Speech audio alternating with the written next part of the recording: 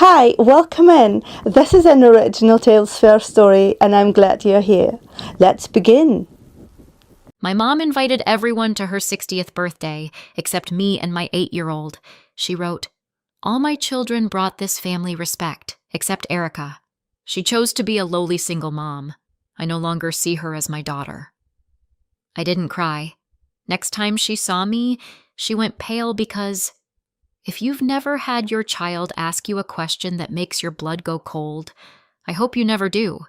It's like someone quietly pulls the floor out from under you, but you still have to stand there and smile because your kid needs dinner, not a breakdown. It was one of those regular Tuesday nights that are only regular if you don't count the fact that elementary schools run on chaos and glitter. My daughter Daisy was at the kitchen table doing her spelling words, hunched over the page with her tongue poking out the side of her mouth. Her, "I'm taking this very seriously" face. I was half listening, half packing her lunch, trying to remember if tomorrow was crazy hair day or favorite color day. Schools love a theme. My mother loved a standard. I was circling because on Daisy's worksheet when she appeared at my elbow holding her kid phone in both hands. Her eyes were big, not teary yet, just unsure. "Mom," she said. "Yeah, baby." She swallowed. "What does lowly mean?" The word landed on the table between us like a broken plate. I kept my face neutral the way you do when a child says something alarming and you're trying not to scare them. "Where did you see that?" I asked, like she'd found a new vocabulary word in a book and not in the mouth of my mother. Daisy turned the phone toward me. "Caleb sent me this." My stomach dropped. Caleb is my sister Yvonne's son. He's 10, old enough to read everything, young enough to still think adults are mostly sensible. Daisy added quickly, "He said I wasn't supposed to show you, but I didn't like it, and I didn't understand it." On the screen was a screenshot of a family group chat. Not my chat. Not my school mom's chat. The other one. The family one. The one my mother treated like it was her personal bulletin board. My eyes went straight to my mom's message. It was written like an announcement. Like she was canceling an event. Like she was firing an employee. 60th birthday dinner, Saturday at 6. Everyone is invited. Except Erica. And then, in case anyone wasn't clear on the reasoning, all my children brought this family respect. Except Erica. She chose to be a lowly single mom. I no longer see her as my daughter. Under it were reactions. My dad, my actual father, had responded with a thumbs up. Yvonne had reacted with a heart. My brother Philip wrote, "Agreed." My younger sister Mallory didn't write anything. She just liked it. Like my mom had posted a photo of her new curtains, like my disowning was a home decor choice. No one mentioned Daisy, not once. I heard the faint hum of our fridge. I noticed a crumb on the table. My brain did that emergency thing where it gets weirdly quiet and efficient, like it's trying to save battery. Daisy watched my face carefully, the way kids do. 8-year-olds don't need explanations. They need one look. I forced my voice to stay soft. "Lowly," I said, "is a word people use when they want to make someone feel small."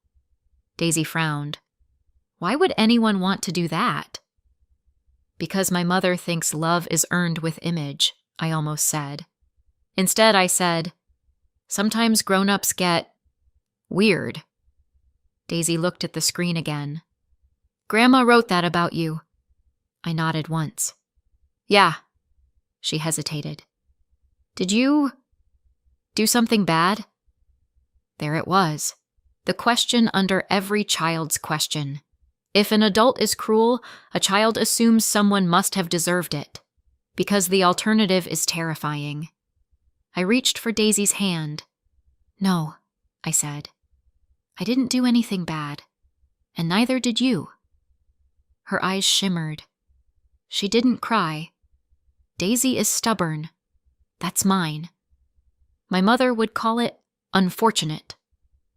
I took the phone gently and set it face down on the table like it was radioactive. Then I did the next thing my brain demanded. I tried to open the family chat myself. I tapped the group name in my messages. Nothing. I searched. Nothing. I scrolled back, like it might be hiding between dentist appointment reminder and pay electric bill. Nothing. My chest tightened. I hadn't missed an invite. I'd been erased. Daisy whispered, "So, we're not invited?" I swallowed hard. "No!" She stared at her spelling sheet like it had betrayed her. "But Grandma always has a birthday." That simple line, the one that wasn't dramatic at all, hurt more than the screenshot. Because it wasn't about me. It was about Daisy realizing her place in the family had conditions too. I took a slow breath. "Daisy," I said, keeping my voice steady, "go brush your teeth, okay? And pick your dragon book. The dragon always wins." She hesitated at the doorway. "Are you okay?" "I'm okay," I said, and it wasn't a lie. Not exactly. I was upright. I was breathing. I was still a mom in a kitchen with spelling words and lunchboxes.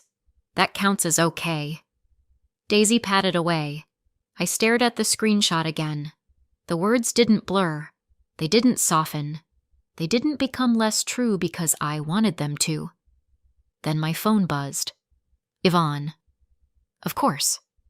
I answered because I needed one thing before I moved. Confirmation. Not for my feelings. For my sanity. "Erica," Yvonne said, already sounding irritated, like I had inconvenienced her by being disowned. "Listen, is it real?" I asked. A pause. A sigh. "You saw it. So it's real." "Mom was upset," Yvonne said quickly. "You know how she gets. She told the whole family I'm not her daughter anymore." "Why are you making this such a big thing?" Yvonne snapped. My grip tightened around the phone. "Because my 8-year-old just brought me your mom's message," I said calmly. "Caleb sent Daisy a screenshot, and she asked me what lowly means." There was silence. Not shocked silence. Not embarrassed silence. Just recalculating silence. "Caleb shouldn't have sent that," Yvonne finally said, missing the point so completely it almost felt like a choice. "Okay," I said. "So you're confirming it's real." Yvonne exhaled sharply. "It's Mom's birthday. Don't start drama." I looked at the screenshot again. My dad's thumbs up, Philip's agreed, Mallory's like. The whole family lining up behind her like my existence was optional. "I'm not starting drama," I said. "I'm ending contact." Yvonne scoffed. "Unbelievable." I didn't argue. I didn't defend myself. I didn't plead like I was applying to be loved. I said, "Tell Mom she got what she wanted." Then I hung up. I blocked my mom. I blocked my dad. I blocked Yvonne, Philip, and Mallory. No warning, no paragraph, no emotional TED Talk. Just silence. Because I wasn't going to perform my pain for people who treated it like a nuisance. When Daisy came back in her pajamas holding her dragon book, she climbed into my lap like she always did. Her small body was warm and heavy and real. "Read?" she asked. "Yeah," I said, kissing her hair. "We're reading." And while the dragon defeated monsters and saved villages, I made a promise I meant with my whole chest. No one would ever make my child feel lowly. Not on my watch. And if you're wondering why I'm telling you this, why I'm still calm enough to put words to it at all, here's the only thing you need to know for now. The next time my family saw me, their faces went pale, and they regretted everything. Families like mine don't usually start with one big cinematic betrayal. They start with small cuts. Little oops moments you can explain away if you're desperate enough to keep believing you belong. My mom, Phyllis on paper, mom in my life, was obsessed with image. Not influencer image. Older. polished, the kind of image built in church foyers and neighborhood gatherings where everyone pretends their lives are fine. We were middle class, but my mom treated middle class like a temporary condition, like we were all one correct choice away from being admired. Yvonne was the golden child. Yvonne could sneeze wrong, and my mom would call it cute. Philip was the brag-worthy one. Not because he was kind, because he looked successful. He had a job title people nodded at and a car he waxed like it was a personality. Mallory was the quiet one, the peacemaker, the let's not upset mom sister. Mallory could watch a house burn down and whisper, "Let's not make a scene." And then there was me. I wasn't reckless. I wasn't irresponsible.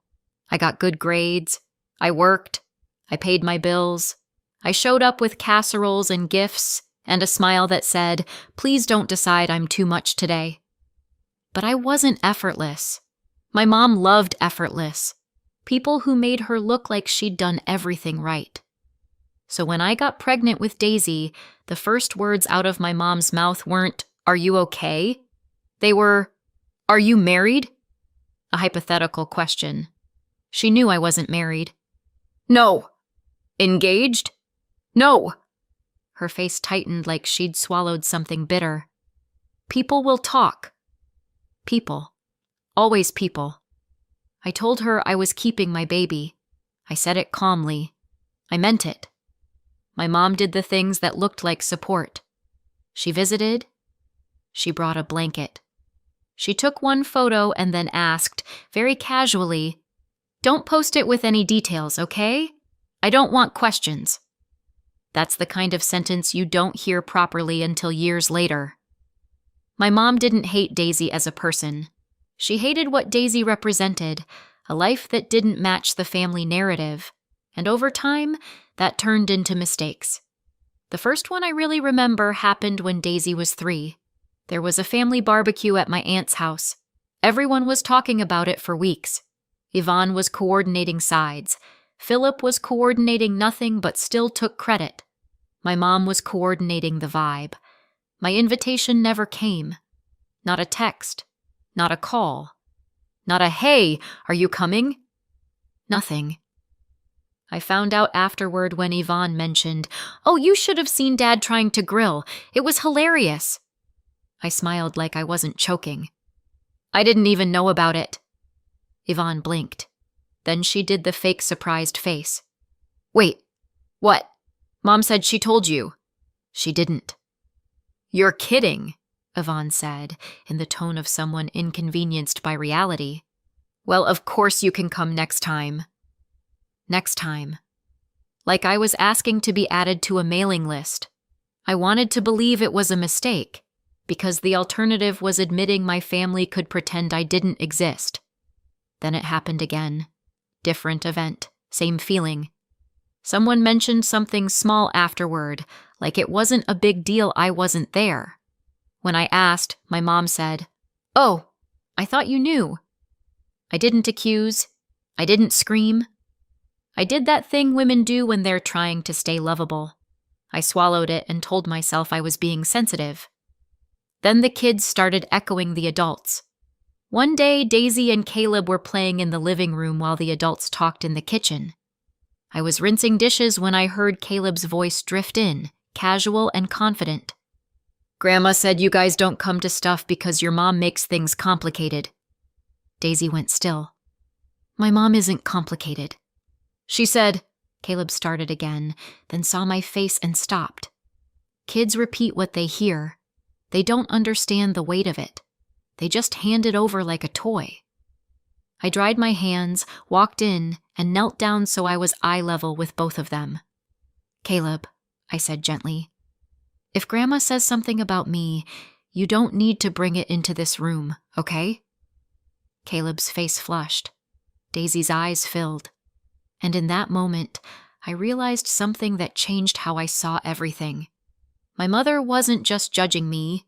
She was teaching the next generation how to judge me too. That's when I started drawing lines. Not dramatic lines, real ones. Doors that close. If Daisy isn't welcome, Neither am I. I said it calmly. I meant it. My mom would nod like she understood, then later act like she'd never heard the words. Because people like my mother don't see boundaries as reality. They see them as tantrums you'll outgrow when you need something. Then came the group chat message, the one Daisy saw first. My mom didn't just exclude me, she wrote it down. She made it official. My dad and siblings agreed like it was normal. And that's when I realized the mistakes weren't mistakes. People think no contact is dramatic. It isn't.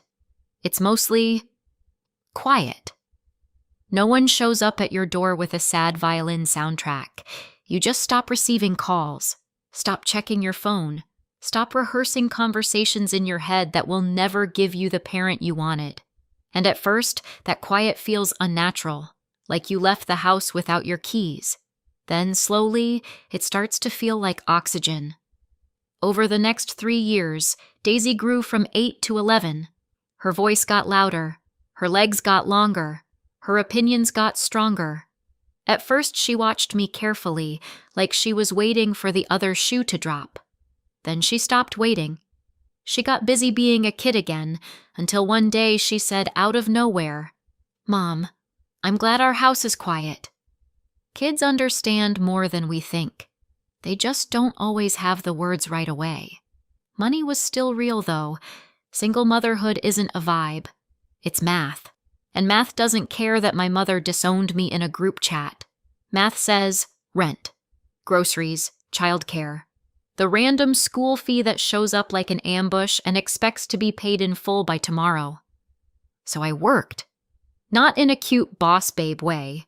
In a, my kid is asleep and I'm still awake because I refuse to let her life shrink that way. During the day, I was Daisy's whole world. At night, when the apartment finally went quiet, I sat at the kitchen table with my laptop and a very simple goal.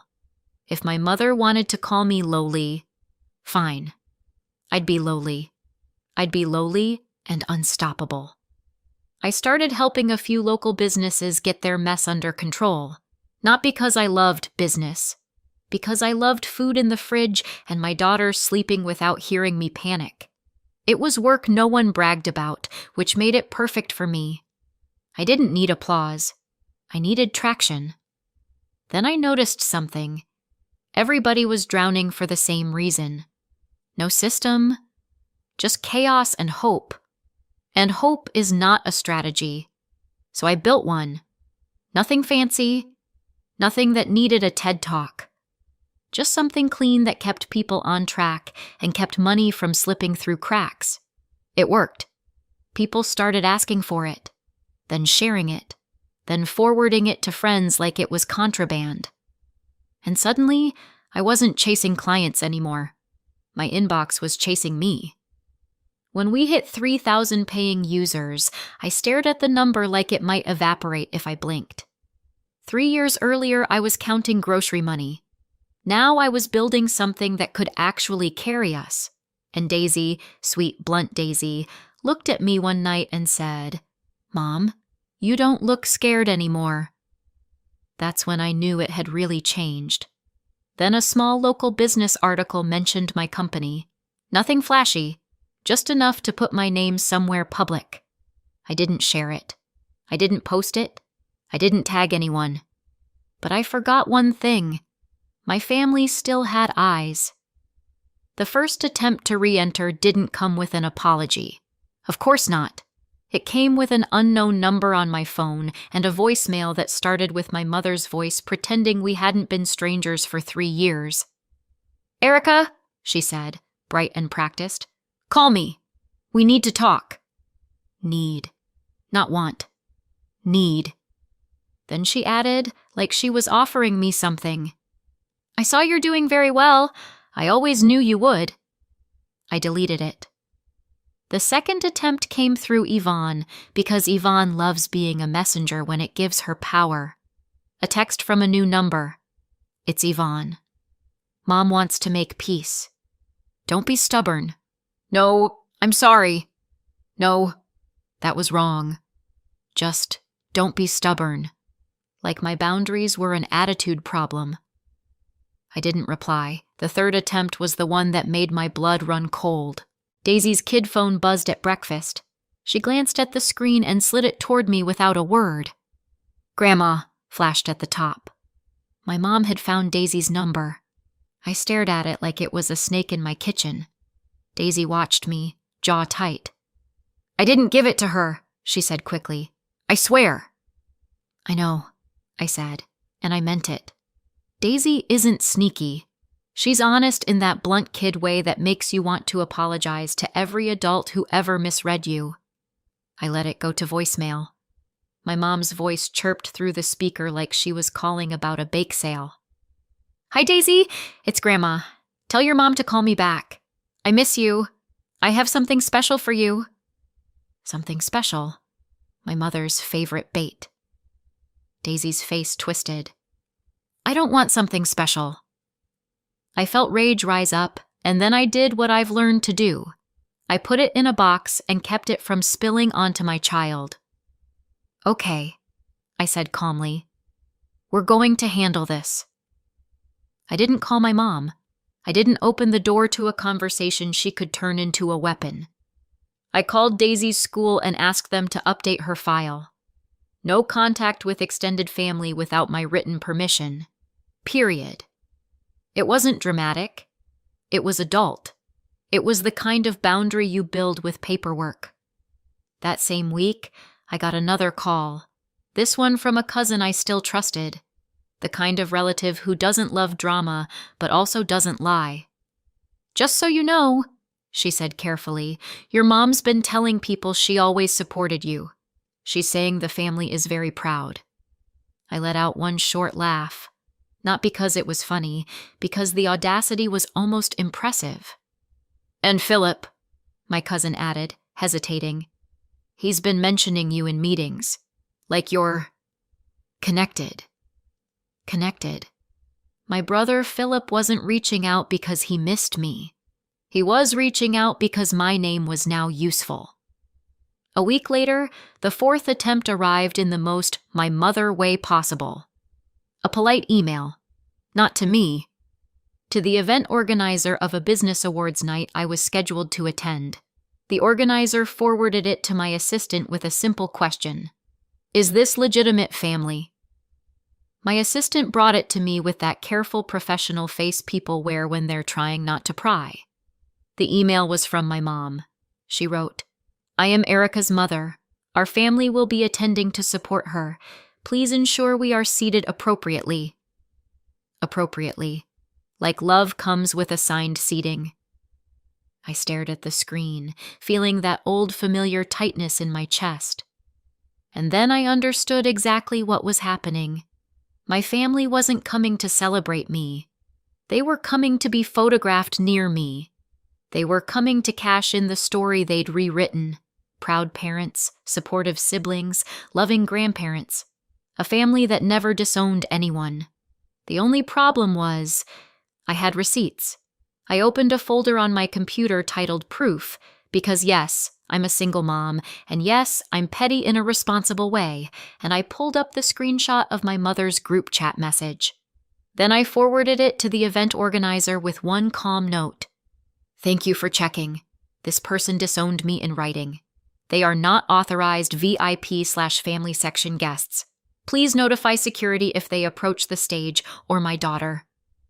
No rant, no essay, just facts. Because facts are harder to gaslight. That night, after Daisy went to bed, I sat at my kitchen table and stared at the blank space where my mother's love used to be. I didn't cry. I didn't spiral. I didn't even feel surprised. I felt steady. At the time, I thought the worst thing had already happened. I didn't know yet that the next time my family showed up, it would end with them wishing they'd never said my name. The night of the event, Daisy stood in front of the mirror twisting her hair, trying to decide whether she looked fancy enough for a room full of people in blazers. She was 11 now, still my kid, still stubborn, just tall enough to see over the lies. "Do I look okay?" she asked. You look perfect, I said, smoothing her collar. We arrived early. The venue was all high ceilings and flattering lights, the kind of place where people pretend they've never ugly cried in a car. Cameras by the entrance, a step-and-repeat backdrop, tiny glasses of expensive liquids that taste like regret. Daisy squeezed my hand. Why are there so many people? Because grown-ups like to clap for each other, I said. It's basically a pep rally, but with blazers. She giggled, and for a second my chest loosened. Because no matter what happened, Daisy and I were together. We always had been. This was a public event. Anyone with a ticket could come in, which meant my family could show up. But they weren't getting anywhere near us this time. So when Daisy and I sat near the front, my name printed in the program, I felt steady. Then the air changed. You know that feeling when a room shifts before you see why? Like your spine gets an alert? I felt it. Daisy felt it too. Her hand tightened around mine. Mom, she whispered. I turned my head just enough. There they were. My mom. My dad. Yvonne. Philip and Mallory filed into the back rows under the dimmer lights, the way you seat people who arrived late and expected VIP anyway. My mother was dressed like she'd planned a photo. Pearls. Cream. Respectable. From head to toe. From the back of the room, it didn't look respectable. It looked desperate. She spotted me and lifted her chin like she was about to reclaim territory. Then she stood up and started moving down the aisle. Of course she did. Daisy's voice went thin. Is she coming here? She's trying, I murmured. And that's when my mom tried to walk toward the stage. Not at a run, not making a full scene yet. Just a steady march toward the front rows, the cameras, the family section she believed she deserved. An event staff member stepped into her path with a polite smile and a spine made of steel. Ma'am, she said gently, your seats are in the back. My mom's mouth tightened. I'm her mother. The staff member didn't blink. Your seats are still in the back. My mom tried to step around her. The staff member moved with her, like a living boundary. I didn't move. I didn't rescue her pride. She'd spent years burying mine. My mom argued for one more beat, long enough for heads to turn, then finally backed down and walked stiffly back to her row. Yvonne's smile vanished. Philip leaned in, whispering fast. My dad stared forward like he didn't want to be recorded having a conscience. The program continued. Speeches, awards, applause. Then my name was called. Daisy looked up at me like I was about to jump off a cliff. Go, she whispered. I walked to the stage, took the microphone, and looked out at the room. I saw cameras. I saw a live stream screen off to the side. I saw a sea of faces. And in the back, I saw my family sitting where they belonged, far enough away that they couldn't pretend we were close. I took a breath. I'd planned not to mention them. I wanted to win without speaking their names. But then I remembered Daisy's voice at our kitchen table. What does lowly mean? And I realized something. If I stayed silent, the shame would stay ours. So I made a choice. I'm a single mom, I said. And I built this without a safety net. A few people nodded. The room got quieter.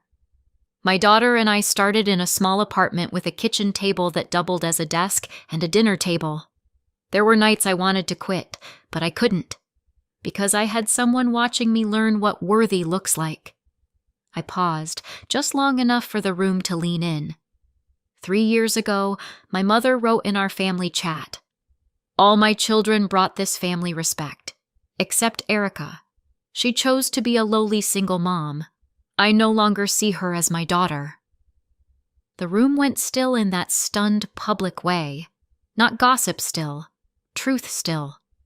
I kept my tone calm, not angry, not theatrical, just factual, like reading something that should never have been written.